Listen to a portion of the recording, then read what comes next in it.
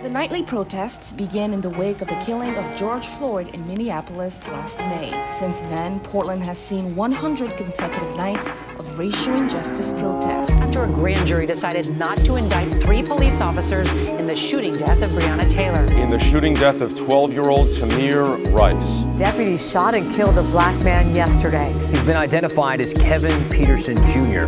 Hundreds turned out earlier tonight to pay their respects to the 21-year-old father. Constant fears, constant troubles, constant struggles. Can you lend a hand to one another, like he's your brother or sister, a mother, a father, a daughter? Can we ask you now how they hurt that child, how they took that smile? Can you help me figure it out? Answer now. Will you scream out loud? Will you shout out now? Because all I know is we got a long, long ways to go.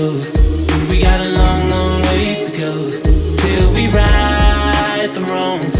So we ride the storms. Yeah, long, long ways to go. We got a long, long ways to go. We right the wrongs, so we ride the storms. Broke into houses, put guns on the innocent, searching for violence. It doesn't make any sense, no.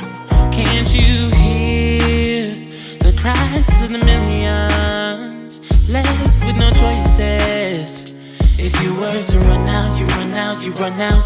We gotta ask that now. How they hurt that child, how they snatched those smiles. Can you help me figure it out? Answer now. Will you scream out loud? Will you shout now? Because oh, we got a long, long ways to go. We got a long, long ways to go till we right the wrongs. So we ride the storms. We got a long, long ways to go till we ride the wrongs. So we ride the storms.